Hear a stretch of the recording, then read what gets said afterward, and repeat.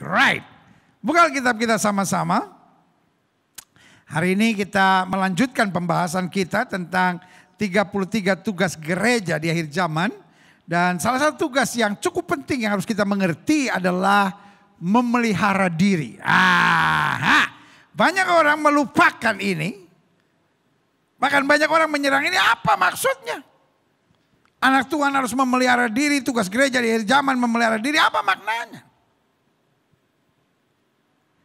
Minggu lalu sudah saya bahas, salah satu yang harus kita percaya, bahwa peperangan rohani adalah bagian yang tidak terpisahkan dari iman Kristen kita. Makanya Paulus bilang begini, tidak ada yang bisa memisahkan aku dari kasih Kristus. Ketelanjangankah, pedangkah, malapetaka, mara bahaya. Sebab di dalam Kristus, kita lebih daripada orang-orang yang menang. Berarti saudara yang kasih dalam Tuhan, kita harus menjaga diri, memelihara diri. Untuk tidak menjadi korban intimidasi iblis. Kita harus memelihara diri, menjaga diri. Supaya kita tidak dipermainkan oleh kuasa kegelapan. Supaya tidak terpisah dari kasih Kristus. Supaya tidak disesatkan oleh ilah zaman ini. Tapi kita harus mengawasi diri, memelihara diri. Supaya kita tetap hidup di dalam kehendak Allah yang sempurna. Haleluya, ini kita mau belajar hari ini. Buka Alkitab kita sama-sama. Yudas pasal 1. Ayat 17 sampai ayat yang ke-23. Di bawah judul perikop, nasihat-nasihat untuk meneguhkan iman. Tetapi kamu saudara-saudaraku yang kekasih, ingatlah akan apa yang dahulu telah dikatakan kepada kamu oleh rasul-rasul Tuhan kita, Yesus Kristus. Sebab mereka telah mengatakan kepada kamu menjelang akhir zaman akan tampil pengejek-pengejek yang akan hidup menuruti hawa nafsu kefasikan mereka. Di akhir zaman ada banyak kelompok kekristenan. Dan saya temukan di akhir zaman adalah sebuah kelompok kekristenan yang sangat aneh. Yang mau baca Alkitab hanya pernyataan Yesus. Mereka berkata rasul-rasul banyak salahnya. Waduh.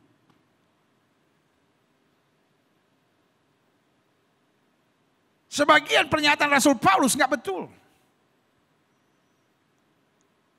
Sebagian pernyataan-pernyataan yang lain itu nggak betul. Waduh. Tapi sekali lagi saya menghormati setiap orang boleh saya punya pandangannya. Tapi saya tetap percaya Alkitab cover to cover is the word of God. Tak terbantahkan. Kenapa saya yakin? Kalau berbeda dengan pandangan dengan saya bukan berarti rasul-rasul salah. Saya yang belum mengerti maknanya.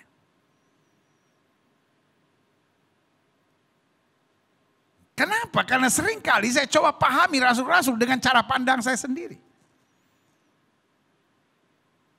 Jelas sampai di sini? Betul pernyataan Yesus tidak akan salah. Saya setuju. Tapi saya juga percaya pernyataan Alkitab tidak akan pernah salah. Karena nubuatan-nubuatan yang tergenapi. Aturan-aturan moralnya luar biasa. Apa yang disampaikan sangat berarti buat kita hari-hari ini. Coba lihat. Tapi kamu saudara-saudara yang kekasih, ingatlah apa yang dahulu telah dikatakan kepada kamu oleh rasul-rasul Tuhan kita Yesus Kristus. Sebab mereka telah mengatakan kepada kamu menjelang akhir zaman. When is it? Now. Akan tampil pengejek-pengejek, akan tampil pembuli-pembuli yang akan hidup menuruti hawa nafsu kefasikan mereka. Pertanyaan saya itu terbukti nggak? Iya kan? Sesama hamba Tuhan hari-hari ini saling mengejek. Sesama gereja Tuhan beda denominasi saling mengejek. Saling membuli. Apalagi yang beda agama. Jadi keributan yang terbesar hari-hari ini seringkali atas nama agama. Mau bela agama lah. Mau bela denominasi lah. Mau bela doktrin lah. Inilah kelicikan iblis. Dia membuat kita melakukan yang salah. Dengan alasan-alasan yang benar itu sebabnya. kita harus memelihara diri kita untuk tidak tertipu. Coba lihat.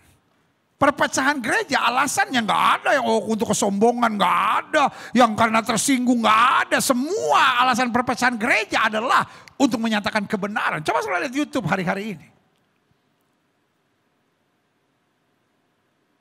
Pendeta satu menyerang pendeta lain, denominasi satu menyerang denominasi lain, dan kadang-kala sudah masuk pada pengakuan imannya. Contohnya, kami aliran-aliran Pantekosta dan aliran-aliran karismatik. Di pengakuan iman kami ada tentang bahasa roh. Di pengakuan iman kami ada tentang perpuluhan misalnya. Di pengakuan iman kami ada tentang karunia-karunia Roh Kudus. Ada tentang pengangkatan gereja Tuhan. Muncullah orang-orang yang menyebut dirinya reform, yang menyebut dirinya aliran Protestan, menyebut dirinya aliran apalah, Calvinis dan apapun lah namanya. Lalu mulai menyerang, apa itu bahasa roh, apa itu karunia-karunia Roh Kudus, apa itu perpuluhan, apa itu ini, apa ini. Hello, engkau bapak gereja kami kah? Kalau saudara mau koreksi, koreksi saja ajaran saudara sendiri. Koreksi saja denominasi saudara sendiri. Denominasi saudara juga banyak yang gak betul. Biarkan kami mengembangkan pelayanan kami. Belum lagi kelompok-kelompok karismatik, kelompok-kelompok Pentakostal. Mulai menyerang yang lain. Apa itu gereja gak ada Roh Kudus? Apa itu? Padahal itu adalah pengakuan imannya mereka. Saudara yang kasih dalam Tuhan boleh gak sih? Gak usah lintas kiri kanan gitu. Awasilah ajaranmu sendiri kata Alkitab. Tapi saya perhatikan, nah ini dia fenomenanya. Saya lihat beberapa orang. YouTube channelnya kalau dia khotbah sendiri nggak ada yang nonton. Tapi kalau dia nyerang orang, wah banyak yang nonton, ribuan. Jadi kelihatannya dia menikmati, bukan mau beritahukan kebenaran. Ini yang Alkitab bilang. Di akhir zaman akan tampil pengejek akan menuruti hawa nafsu kefasikan mereka. Fasiknya bukan itu kebenaran. Kebenarannya itu hanya tamengnya. Kebenaran itu hanya hawa nafsunya. Tapi sebetulnya dia bahagia, dia bangga karena lihat apa? Wah yang nonton banyak, hello.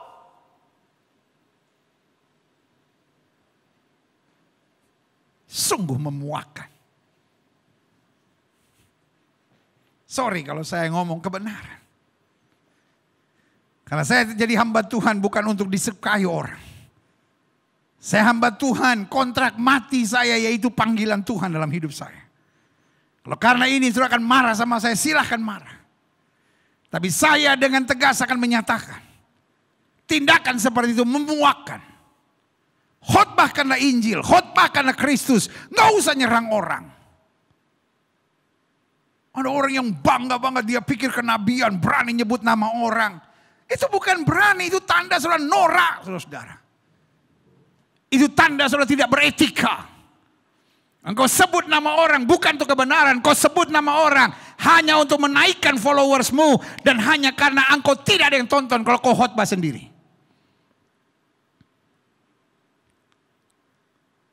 Iya kan? Kalau memang saudara nggak suka sama orangnya, ngomong aja langsung. Ngerti mau saya? Tapi engkau begitu menikmati tindakan memuakkanmu itu. Karena kalau engkau nyebut nama orang, sikat orang, itu bukan karena keberanianmu. Itu hanya menunjukkan kebodohanmu. Seperti orang gak sekolah. Saya bangga. Saya sekolah di Seminari Bethel Indonesia. Sekarang namanya STTBI. Sekolah Tinggi Teologi Bethel Indonesia. Dulu namanya LPTBJ, Lembaga Pendidikan Teologi Bethel Jakarta, LPTBJ. Dulu sempat namanya ITKI, Institut Teologi dan Keguruan Indonesia, tapi selalu namanya adalah Seminari Bethel. Dan guru-guru saya mengajar. Thank God for them. Belajar jadi hamba Tuhan yang beretika. Gak usah nyerang orang. Gak usah sebut nama orang. Kalau memang pengajarannya sangat bermasalah, cukup ngomong pengajarannya, bukan orangnya. Karena peperangan kita bukan melawan darah dan daging, tapi penguasa-penguasa di udara. Setan yang harus kita bongkar. Bukan orang yang harus kita permalukan. Jadi buat saudara-saudara yang di channel YouTube saudara, senang nyebut nama orang, itu bukan menunjukkan keberanian saudara. Itu hanya menunjukkan kebodohan saudara. Dan itu juga menunjukkan bahwa sekolah teologi yang saudara dididik di dalamnya tidak mengajar etika dengan baik. Sekali lagi, saya bangga untuk sekolah yang saya belajar. Seminari Bethel, Petamburan, Jakarta. Saya bangga guru-guru di sekolah teologi yang olehnya kita bangun dan bentuk, yaitu STT Global Glow Indonesia. Mengajar hal yang sama. Tidak usah mempermalukan orang. Kalau ajarannya sangat bermasalah, bukan berbeda. Berbeda ajaran itu normal. Tapi kalau ajarannya bermasalah, boleh beri pandangan untuk pandangannya. Bukan permalukan orangnya. Saya bangga buat sekolah-sekolah teologi yang masih mengajarkan etika pelayanan yang bertanggung jawab. Bukan etika liar. Demi menambah followers. Demi menciptakan sensasi-sensasi murahan. Supaya akhirnya dikenal, wah hebat ya. Padahal saudaraku yang kasih dalam Tuhan. Kita hanya hamba yang tidak berguna. Tetapi apa yang terjadi hari-hari ini?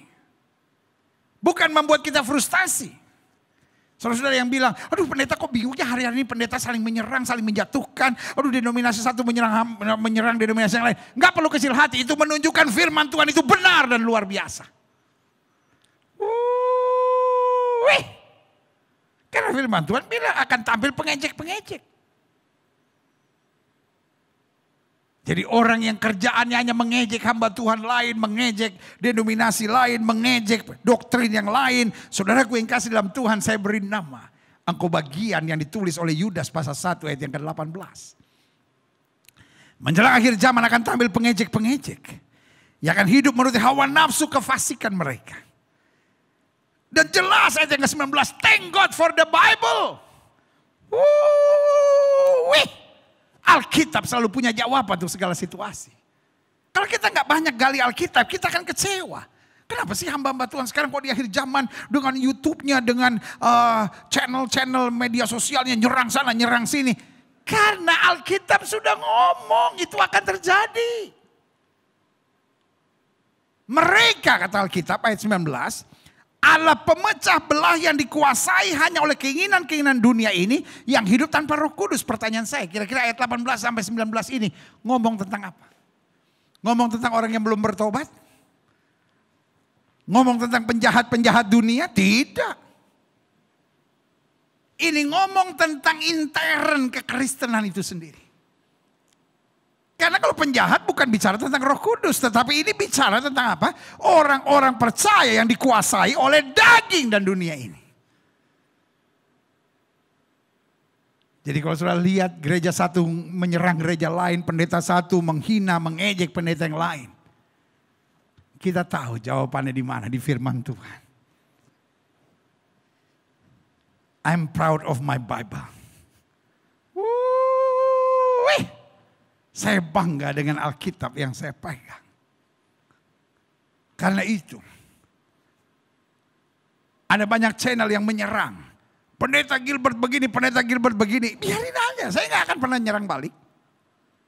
Saya nggak akan pernah sebut nama orang, buat apa? Saya hanya mau sebut satu nama dari segala nama. Yesus Kristus Tuhan, haleluya. Nama itu yang mendatangkan kemenangan. Nama itu yang mematahkan kuasa setan dan penyakit. Nama itu yang membawa kita pada kemuliaan dan keselamatan yang kekal, haleluya.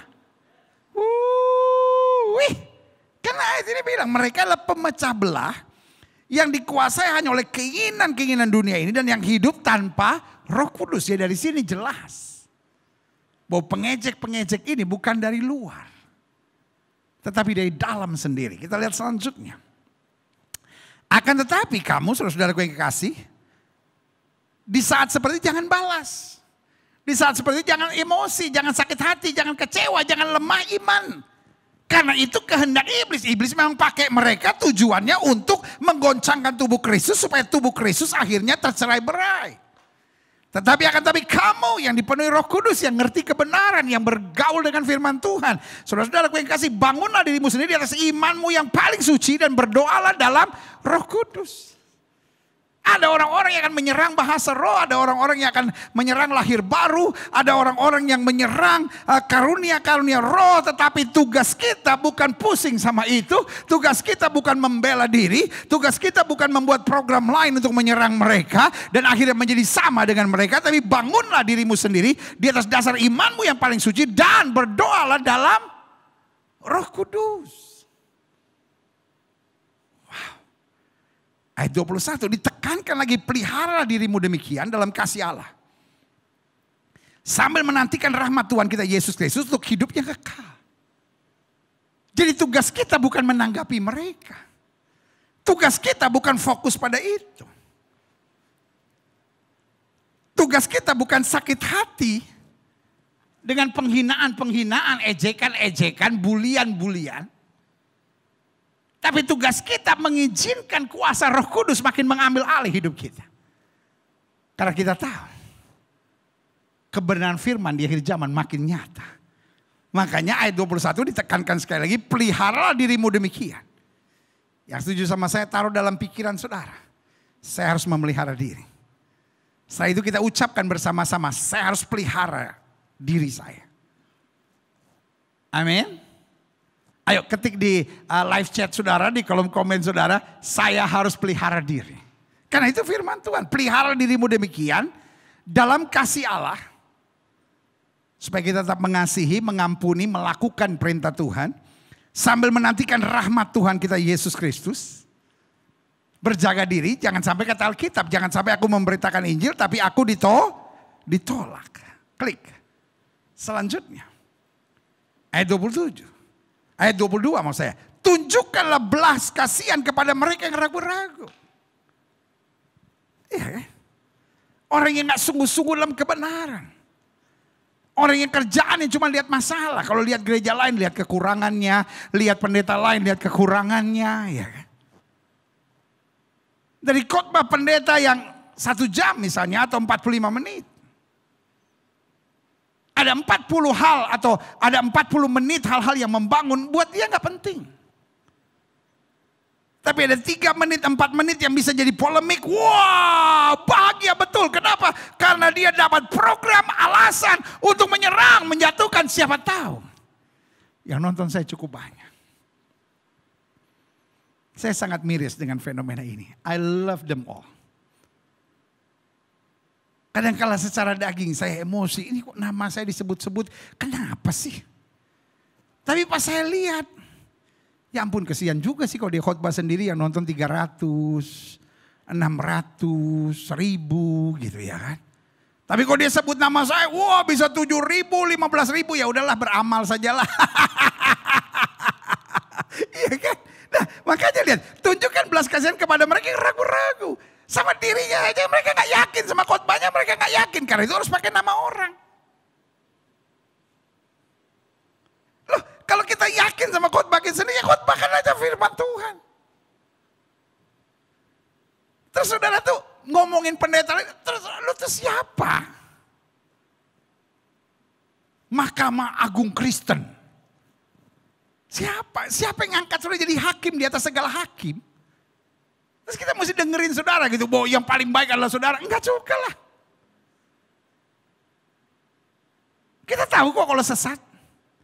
Cuma saudara aja kan yang siapa aja dibilang sesat. Pokoknya yang bukan lu sesat. Yang beda doktrin sama saudara sesat. Buat saya. Saudara mungkin hebat. Tapi norak. Saudara mungkin hebat tapi buat saya. Gayanya. Kampungan banget. Gitu. Karena otak saudara sempit, itu yang saya bilang. Mempermalukan sekolah teologi di mana saudara belajar.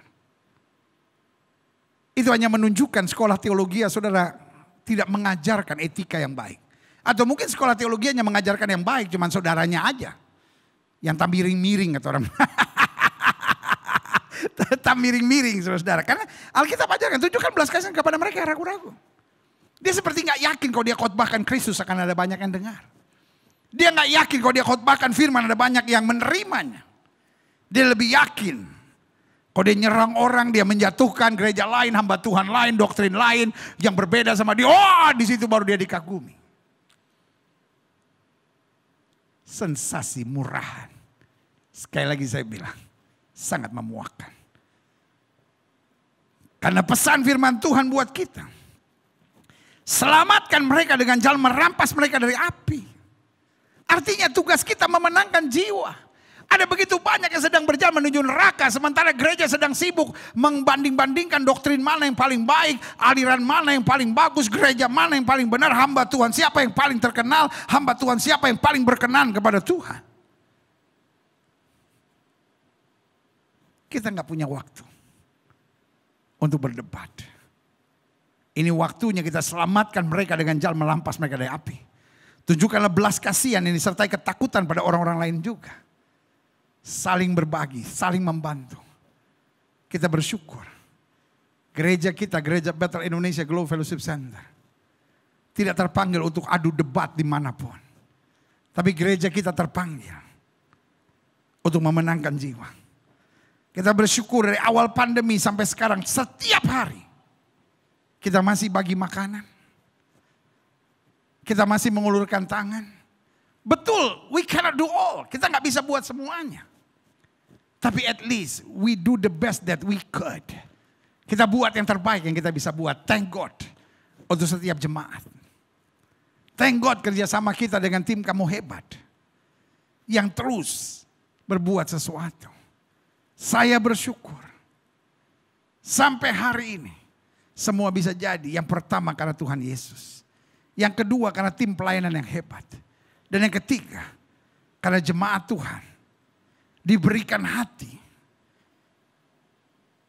yang rindu melihat jiwa-jiwa diselamatkan. Tunjukkanlah belas kasihan yang disertai ketakutan pada orang lain juga. Dan bencilah pakaian mereka yang dicemarkan oleh keinginan-keinginan dosa. Bukan orangnya yang kita benci, tapi pakaiannya yang dicemarkan oleh keinginan-keinginan dosa. Orangnya kita tetap sayang. Orangnya tetap kita doakan. Tapi pakaian kebencian yang mereka tebarkan di mana-mana. Itu yang harus kita kritik. Itu yang harus kita ingatkan. Supaya kita jangan menjadi sama. Karena tugas kita membawa damai. Tugas kita membawa berita Injil. Tugas kita menyatakan kasih. Dan tugas kita untuk meninggikan satu nama dan segala nama. Yesus Kristus Tuhan. Haleluya.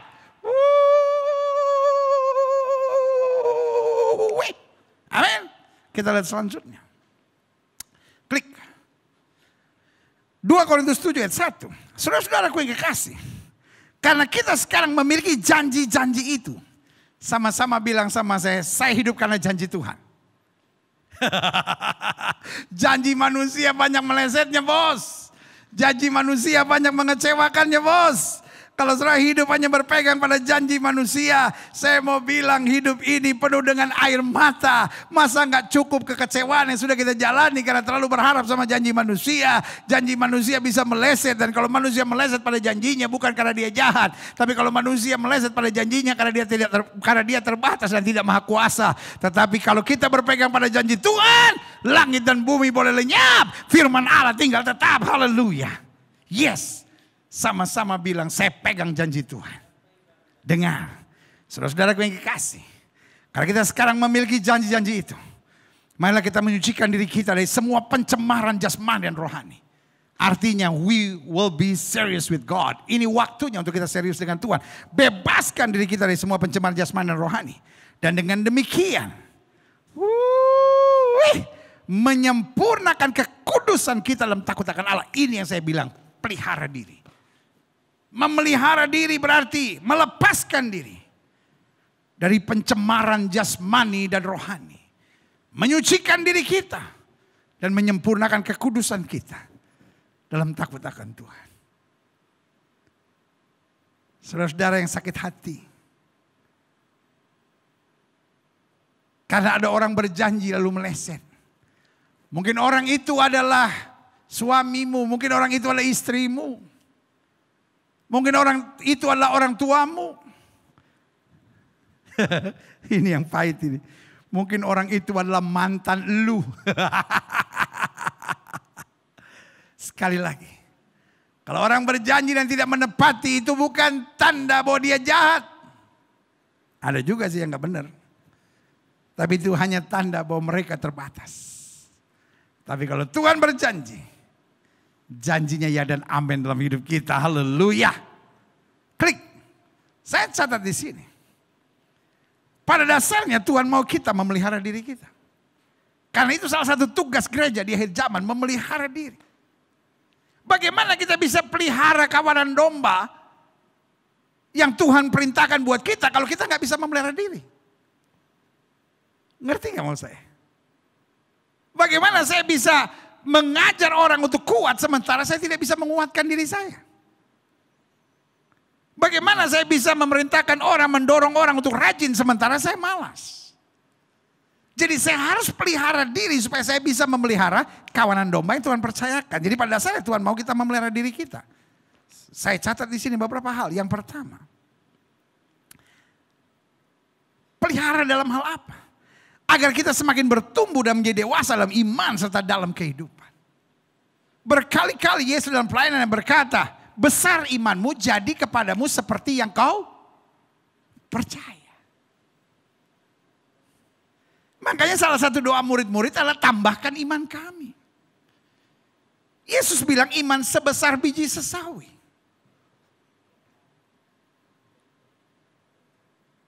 Biji sesawi adalah biji yang sangat kecil. Tapi ketika dia ditanam, dia bertumbuh. Alkitab ajarkan kita iman timbul dari apa? Pendengaran firman Tuhan. Tapi bertumbuhnya lewat apa? Lewat penganiayaan, lewat tekanan, lewat latihan iman. Karena iman tanpa perbuatan pada hakikatnya mati, kata Alkitab. Jadi Tuhan mau kita memelihara diri kita. Apa yang kita pelihara? Kita pelihara hubungan kita dengan Tuhan. Kita pelihara waktu-waktu kita untuk bergaul dengan firman Tuhan. Kita pelihara supaya hati dan pikiran kita selalu bersih. Agar kita bertumbuh menjadi dewasa dalam iman serta dalam kehidupan.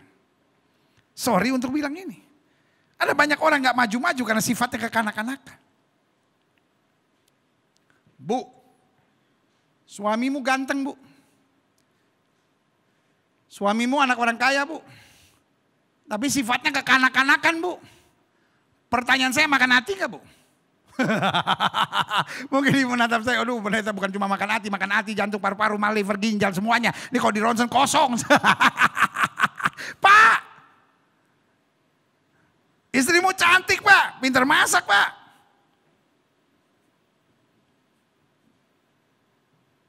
Tapi sifatnya kekanak-kanakan pak. Ada masalah sedikit ngambek pulang ke rumah mamanya. Udah di rumah mamanya terus minta jemput. Bapak emosi. Lalu pergi sendiri ya pulang sendiri dong. Halo. Makanya siapa yang boleh menikah hanyalah orang dewasa. Adik-adik muda dengar. Kalau kau masih bersifat kekanak-kanakan jangan pacaran. Nyusahin anak orang.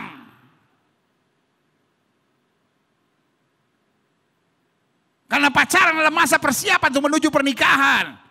Yang masih bersifat kekanak-kanakan, jangan pacaran dulu. Mungkin saudara menatap saya dan berkata, usia berapa pendeta seorang dewasa? Bukan soal umurnya, soal kelakuan. Gilbert marah, bukan marah, sayang sama saudara. Karena kalau saudara masih bersifat kekanak-kanakan lalu pacaran, saudara menyiksa anak orang. Apalagi masih kekanak-kanakan lalu menikah lagi, rusak hidup saudara. Dan merusakkan hidup orang lain. Karena syarat utama adalah menjadi dewasa. Dan Tuhan mau kita memelihara diri kita. Agar semakin bertumbuh dan menjadi dewasa dalam iman serta dalam kehidupan. Dewasa itu berarti masih bisa tersenyum di tengah masalah. Dewasa itu berarti tidak membalas yang jahat dengan yang jahat. Dewasa itu berarti bukan hanya pikirin diri sendiri. Tapi bagaimana hidup saya berarti dan jadi berkat buat orang lain. Haleluya. Yang kedua, pada dasarnya Tuhan mau memelihara diri kita. Agar dapat diandalkan dalam kehidupan serta dipercaya oleh Tuhan. Itu penting. Jangan jadi suami yang menyusahkan orang. Jangan jadi istri yang cuma jadi beban. Cuma nuntut, cuma kritik, cuma nyatakan kesalahan. Cari-cari kekurangan. Itu yang saya bilang, troublemaker. Saudara. Kayaknya Gilbert hari ini moodnya kurang bagus nih. Kita semua lagi diomel-omelin.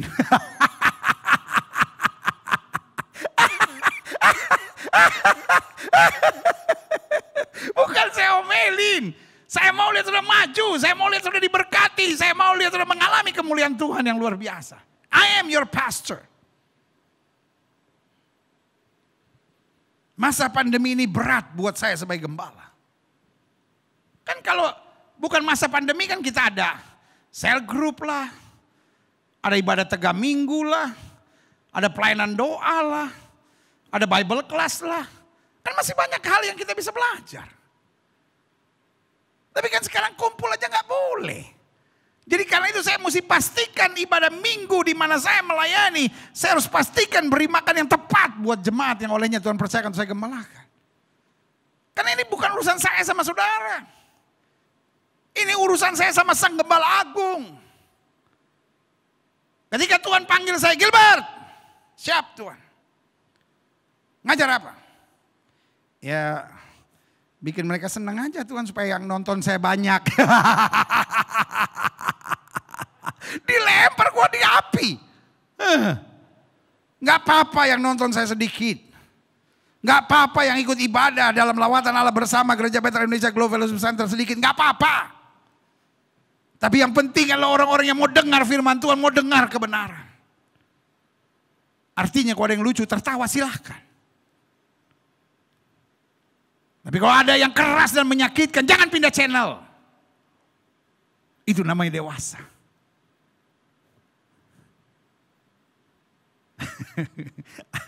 Saya perhatiin, kan sekarang zaman medsos ini atau zaman ibadah online ini kan kita gampang kan ikutin pendeta-pendeta gitu. Saya lihat ada pendeta yang dari awal sampai akhir khotbahnya marah-marah terus.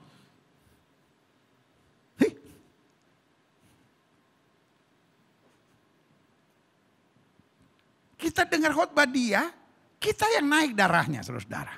Saking stresnya kita lihat dia stres.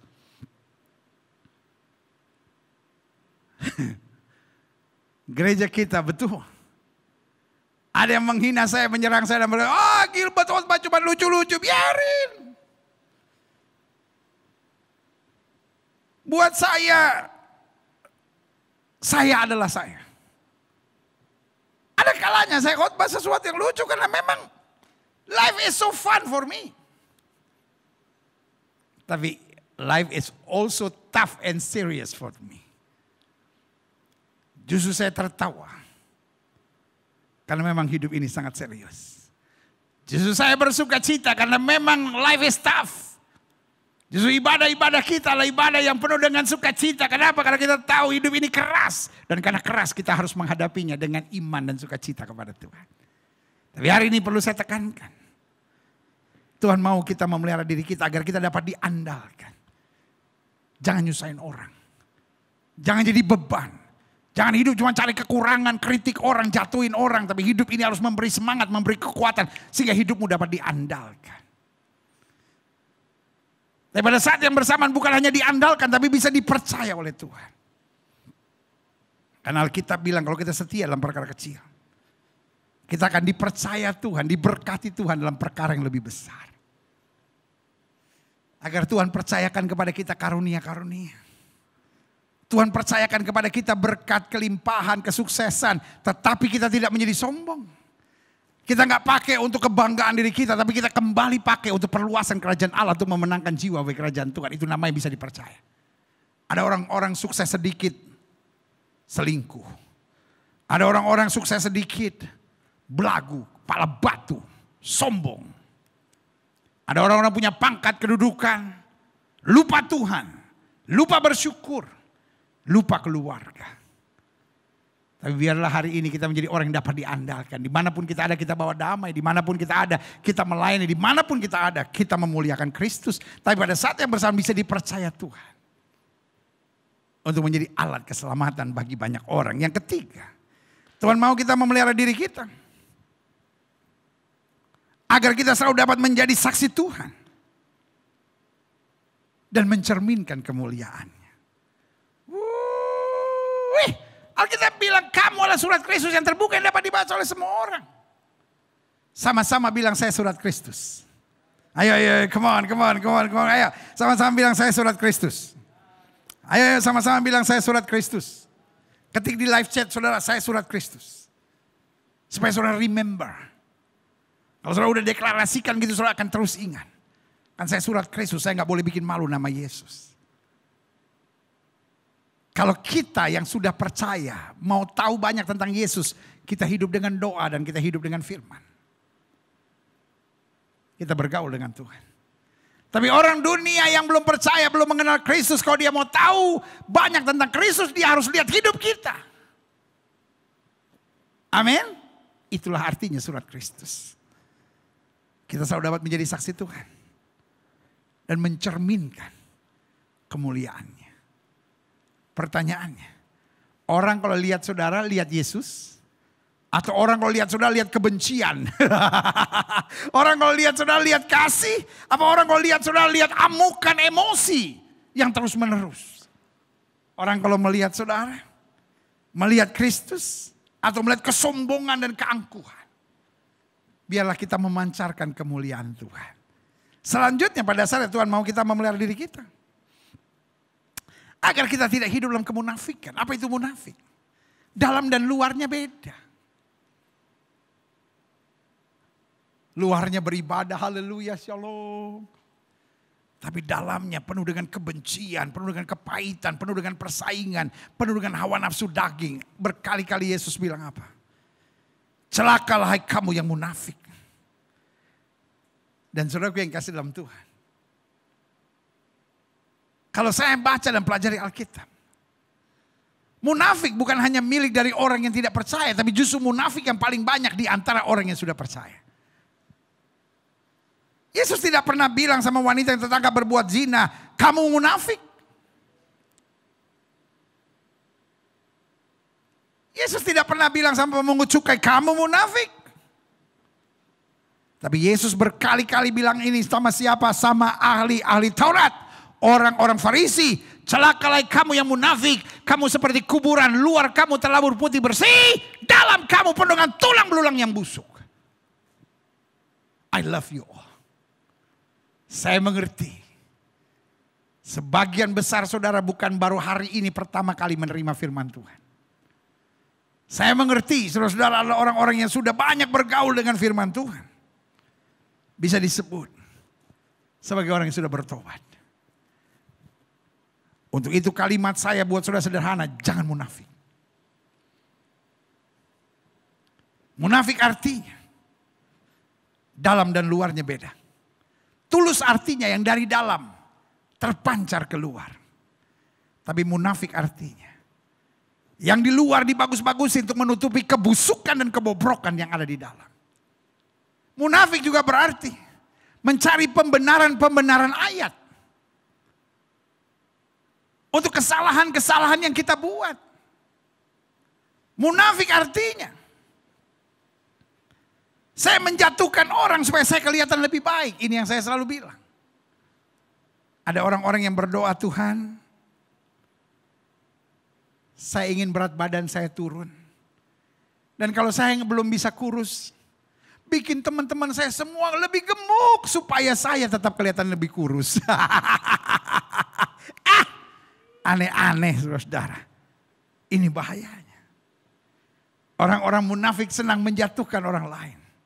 Supaya kelihatan dia yang paling benar. Orang-orang munafik sama seperti ahli Taurat, orang Farisi senang mencomot-comot Alkitab di luar konteks. Untuk membenarkan kelakuan mereka yang busuk dan tidak bertanggung jawab. Tuhan mau kita memelihara diri kita. Satu, agar semakin bertumbuh dan menjadi dewasa dalam iman serta dalam kehidupan. Yang kedua, agar dapat diandalkan dalam kehidupan serta dipercaya Tuhan. Karena kalau kita setia dalam perkara kecil, Tuhan berkati kita dalam perkara yang lebih besar. Yang ketiga, agar kita selalu dapat menjadi saksi Tuhan dan mencerminkan kemuliaannya. Alkitab berkata supaya kamu dapat menjadi bintang yang terang di tengah angkatan yang bengkok dan sesat hatinya. Dan yang keempat, agar kita tidak hidup dalam kemunafikan. Life is tough. Tapi selama kita tulus, Selama kita setia, selama kita mengandalkan Tuhan. Sama-sama bilang sama saya, tulus. Ayo sama-sama bilang sama saya, tulus, setia, dan mengandalkan Tuhan. Amin. Supaya kita interaktif, ketik di kolom live chat saudara. Tulus, setia, dan mengandalkan Tuhan. Ayo, semua. Kita deklarasikan, tulus, setia, dan mengandalkan Tuhan. Amin. Saya, Tuhan lihat, ya, saya lihat ya. Tulus, setia, dan mengandalkan Tuhan. Ayo, jangan malas. ayo, tulus, setia, dan mengandalkan Tuhan. Yes, haleluya. Selanjutnya, mengapa kita perlu menjaga diri? Karena di akhir zaman ini, jelas kata Alkitab akan ada pengejek dan pembuli. Nah, kita perlu berjaga supaya jangan sama kayak mereka. Kita perlu jaga diri supaya apa? Supaya kita tidak kepahitan dan sakit hati. Kita perlu jaga diri supaya kita tidak membalas. Kita perlu jaga diri supaya kita tetap fokus pada Injil dan salib Kristus yang setuju katakan amin. Pengejek, pembuli, kata Alkitab jelas. Mereka adalah pemecah belah. Dan kalau pemecah belah, pertanyaan saya, kira-kira datang dari Tuhan nggak? Ini yang saya bilang. Mereka ditipu oleh iblis. Dengan konsep yang kelihatan baik, dengan judul yang kelihatan baik. Oh, mau mengkoreksi ajaran, mau begini. Tapi intinya dipakai setan untuk menjadi roh pemecah belah. Tapi kita perlu jaga diri. Supaya jangan jadi sama dengan mereka. Supaya kita tidak dikuasai dengan kebencian sakit hati. Supaya kita tidak kecewa. Supaya kita tidak fokus membalas. Tapi fokus kita tetap jiwa-jiwa. Yes, yang kedua. Mengapa kita perlu menjaga diri di akhir zaman ini? Akan ada banyak orang hidup dalam hawa nafsu kefasikan. Makanya Alkitab bilang pisahkan dirimu dari mereka. Makanya Alkitab bilang. Pergaulan yang buruk menghancurkan kebiasaan yang baik. Makanya Alkitab bilang kuduskan dirimu. Bersihkan dirimu dari pencemaran jasmani dan rohani. Karena di akhir zaman jelas kita perlu menjaga diri. Orang sekarang nganggap berzina itu biasa kok. Orang sekarang nganggap gugurin kandungan aja biasa. Orang sekarang nganggap lakukan hubungan seks sebelum nikah itu biasa. Orang sekarang nganggap cerai itu biasa. Yang penting alasannya jelas kok. Orang sekarang menganggap onani dan masturbasi itu biasa kok. Orang sekarang menganggap film cabul itu biasa kok. Kita harus jaga diri kita. Karena dunia ini banyak orang akan hidup dalam hawa nafsu dan kefasikan. Yang ketiga, mengapa kita perlu menjaga diri? Karena di akhir zaman ini akan ada roh yang menghadirkan pemecah belah. Ini dia. Ini yang kita sedang harus lawan. Alkitab bilang, kerajaan yang saling menyerang tidak akan bertahan. Hal yang selalu paling menyedihkan buat saya. Kalau saya ke Turki, saya melihat sebuah bangunan yang sangat istimewa. Namanya Hagia Sophia. Dalam bahasa Yunani, Hagia Sophia. Sophia itu artinya hikmat. Hagia itu artinya yang tertinggi. Kenapa hikmat tertinggi? Karena ini bangunan zaman abad ke-4, ke-5, ke-6. Yang sudah sangat luar biasa di zaman itu. Dibangun oleh gereja timur. Tapi kemudian masuk abad ke-7 dan abad ke-8.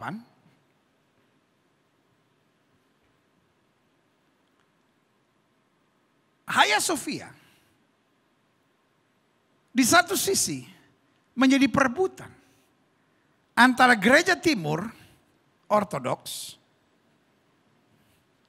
dengan gereja barat yang berpusat di Roma. Karena waktu itu namanya masih Konstantinopel. Jadi seringkali terjadi keributan. Dan sementara agama baru yang masuk abad ke-7 sedang masuk. Dan apa yang terjadi? Karena keributan gereja yang terus menerus. Patriark dari Roma ribut sama patriark-patriark dari timur. Kekerasan, pembunuhan, saling menyerang terjadi. Sampai akhirnya jemaat bersepakat. Kita usir saja ini patriark-patriark. Kita pindah agama dan terima agama baru di abad ke-7 ini. Dan itu sebabnya. Hari ini. Hagia Sophia. Yang dibangun di dalam nama Bapa, Anak, dan Roh Kudus. Yang tadinya adalah gereja terbesar di dunia. Tapi hari ini. Turn to be a mosque. Menjadi masjid. Dari sini kita bisa melihat. Iblis bekerja dengan roh pemecah. Supaya banyak orang menjadi kecewa, banyak orang luka hati. Dan kalau kita melihat Konstantinopel, atau hari ini namanya Istanbul, yang tadinya adalah salah satu negara Injil pertama, sekarang ditinggalkan. Kalau saya nggak salah, tinggal 3% yang percaya Kristus. Itulah kebanggaan iblis dalam mengadakan perpecahan. Gereja dibuat ribut supaya banyak orang kepahitan. Kita perlu menjaga diri supaya kita jangan tertipu dengan atas nama yang kelihatannya mengkoreksi ajaran, atas nama memberitakan kebenaran, tapi sebetulnya dikuasai setan yang bernama roh pemecah. Bedakan antara sesat dengan berbeda. Jangan kau bodoh. Jangan semua perbedaan kau anggap kesesatan. Itu hanya hawa nafsu daging dari setan yang menguasai hidupmu. Sehingga engkau dapat dipakai sebagai dewa perpecahan. Untuk menghancurkan tubuh Kristus. Doa Yesus berkata. Jadikan mereka satu supaya dunia percaya. Ada orang datang kepada Yesus. Yang bukan dari kita. Mengusir setan. Yang bukan dari kita membaptiskan orang. Yesus berkata. Yang tidak melawan kita. Adalah dari kita. Wow. Mengajar kepada kita. Dalam perbedaan. Mari kita bergandengan tangan. Untuk satu tujuan. Memuliakan Kristus. Haleluya. Selanjutnya mengapa kita perlu menjaga diri? Yang pertama karena di akhir zaman ini akan ada pengejek dan pembuli. Yang kedua akan banyak orang hidup dalam hawa nafsu dan kefasikan. Yang ketiga karena ada roh yang akan menghadirkan pemecah belah. Dan roh itu adalah roh setan namanya. Dan yang keempat.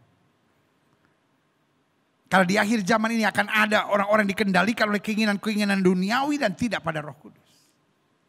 Dia boleh beragama, dia boleh nyebut nama Tuhan. Tapi yang dia pikirkan hanya hal-hal duniawi. Makanya Alkitab bilang. Kalau kita membiarkan diri dipimpin oleh Roh Kudus. Kita adalah anak-anak Allah. Jadi tidak semua orang Kristen otomatis adalah anak Allah. Ada banyak orang Kristen yang dipimpin oleh hawa nafsu daging, oleh hawa nafsu kesenangan, gaya hedonis hidup ini aja. Jadi hanya using God, using the ministry. Hanya pakai nama Tuhan, hanya pakai pelayanan hanya untuk dirinya sendiri. Dan bukan pada tuntunan Roh Kudus. Karena kita harus menjaga diri. Hidup kita bukan ditentukan oleh apa yang orang katakan tentang kita. Tapi hidup kita ditentukan oleh ketaatan kita. Untuk tidak miring ke kiri maupun miring ke kanan. Tapi berjalan terus dalam kehendak Tuhan yang sempurna. Haleluya. Selanjutnya yang terakhir. Saya pelajari. Ada 4 cara penting buat kita untuk memelihara diri. Yang pertama kata Alkitab. Bangunlah dirimu sendiri atas dasar imanmu yang paling suci dan berdoa dalam Roh Kudus. Saudaraku yang kasih dalam Tuhan. Alkitab berkata roh yang akan membantu kita dalam kelemahan. Paulus bilang kalau aku berdoa dengan akal budiku, maka akal budiku akan berdoa. Tapi kalau aku berdoa dengan rohku, maka aku akan berdoa dengan rohku. Makanya Paulus bicara. Aku berdoa dengan bahasa roh. Bahasa roh bukan sesuatu yang sesat. Tapi memang ada orang yang belum dibaptis Roh Kudus, tapi ngelihat orang lain udah berbahasa roh, ya dia ikut-ikutan. La la la la la la la la la. Alamu, alamu, alamu, Ambon lapar makan orang. Iya kan? Jangan sampai kayak itu opung-opung satu itu. Ada orang Amerika khotbah. Semua harus bahasa roh, semua harus bahasa roh. Opung bingung. Akhirnya ditumpangin tangan. Mau ditumpangin tangan agak didorong-dorong sedikit. Opung dengan bahasa Bataknya langsung bilang ini. Unang sungoni tua, unang sungoni tua, unang sungoni tua. Artinya jangan begitu dong, jangan begitu dong. Ini orang Amerika gak ngerti bahasa Indonesia, apalagi gak ngerti bahasa Batak. Langsung dia dengar unang sungoni tua, langsung dia bilang, you got it, you got it, you got it. Kamu dapat, kamu dapat. Saudara, gue kasih dalam Tuhan. Apakah ada yang bahasa rohnya ikut-ikutan? Ya pasti ada. Tetapi yang pasti, apakah engkau dapat karunia berbahasa roh atau tidak? Yang paling penting adalah berdoa dengan roh, saudara. Karena Alkitab berkata, di akhir zaman penyembah yang benar adalah penyembah dalam roh dan kebenaran. Saya tidak mau masuk dalam perdebatan ini. Gereja kami, gereja aliran-aliran karismatik dan Pantekosta percaya bahasa roh. Kalau ada saudara-saudara yang mau menentang, silahkan, itu kan urusan saudara. Memang saudara adalah gereja yang berbeda, saudara-saudara, makanya saudara tidak percaya, nggak apa-apa juga kan. Saudara mau gonggong gimana pun, apa bahasa roh sesat, silahkan. Yang berbahasa roh tetap akan berbahasa roh, yang gonggong tetap akan gonggong. Dan kita pegang pepatah yang berkata, biarkan anjing menggonggong, kafilah berlalu. Jadi yang banyak gonggong biasanya anjing, tapi yang berlalu itu kafilahnya. Jangan bilang saya bilang saudara anjing, enggak, itu pepatah peribahasa. Kok gue yang salahin? Kan peribahasa. Kok peribahasa? Saya cuma bahas peribahasa, lo yang marah. Tapi kan memang peribahasa bilang begitu, anjing menggonggong. Jadi yang suka menggonggong anjing. Yang berjalan terus kafilah. Kalau sesama anjing, saya kan punya anjing. Kalau saya bawa anjing, ya kan? Rumah lain ada anjing, pasti ikut gonggong. Pasti ikut gonggong. Ribut dia. Kalau anjing yang kecil dia. Kalau anjing yang gede. Ya kan? Wih, pendeta kok bisa, ada banyak di dalam. Manado kota kita. Ya kan, waduh, ini penyayang-penyayang anjing bisa marah sama saya nih. Jangan marah lah, ya kan. Kan saya nggak bilang apa-apa, saya cuma bilang Manado kota kita, ya kan. Tapi ini yang saya mau bilang. Sesama anjing gonggong. Tapi kafilah berjalan terus. Jelas ya. Kita aliran Pantekosta, kita aliran karismatik, mau dihina bagaimanapun, kita tetap akan berbahasa roh. Kita tetap akan menyembah Tuhan. Kita tetap akan berdoa dalam Roh Kudus. Kenapa Alkitab ngomong begitu? Iya kan? Coba tunjukin saya ayatnya. Kalau ada orang berbahasa roh, serang, sikat, jatuhin, suruh stop. Memang Alkitab ngomong, kalau ada yang berbahasa roh maksudnya untuk memberi pesan, tidak ada yang menerjemahkan. Lebih baik dia diam. Tapi ini bukan bahasa roh itu yang kita sedang ngomong. Iya kan? Jadi nggak perlu kita berdebat soal ini. Tapi Alkitab bilang, bangunlah dirimu sendiri atas dasar imanmu yang paling suci. Dan berdoalah dalam Roh Kudus. Jelas ya? Begitulah kita memelihara diri. Mendekat kepada Tuhan. Masuk dalam persekutuan dengan Roh Kudus. Roh yang akan membantu kita dalam kelemahan tatkala kita tidak tahu bagaimana berdoa. Yang kedua, cara kita memelihara diri, tunjukkan belas kasihan kepada yang membutuhkan serta mereka yang ragu-ragu. Don't be egoistic Christian. Jangan jadi orang Kristen yang egois. Yang penting saya masuk surga. Tapi tunjukkan belas kasihan, itu kata Alkitab. Maka Yesus bilang, ketika aku tak berpakaian, engkau tidak memberi aku pakaian. Ketika aku lapar, kamu tidak memberi aku makan. Tuhan mau kita menunjukkan belas kasihan. Thank God. Gereja ini bersama tim Kamu Hebat boleh jadi berkat. Untuk menunjukkan belas kasihan. Kita tanggal 17 kemarin baru saja meluncurkan food truck kita. Mobil yang saya beri nama mobil kasih dan kepedulian. Kamu hebat, Indonesia hebat, engkau berharga. Kenapa kamu hebat? Karena saya melihat Indonesia paling suka menghina orang. Kamu bodoh, oh kamu miskin, kamu jelek, kamu gendut, kamu kurus banget sih. Orang Indonesia itu kata-katanya banyak yang gak membangun. Kenapa engkau berharga? Sama. Yesus Alkitab bilang apa? Kamu berharga dan mulia di hadapanku. Wah, luar biasa.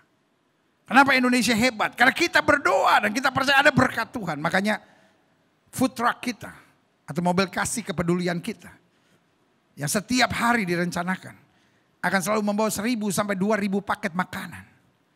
Dan selanjutnya kita akan terus kembangkan sampai ada pengobatan gratis dan lain-lain. Bantu doa, saudara.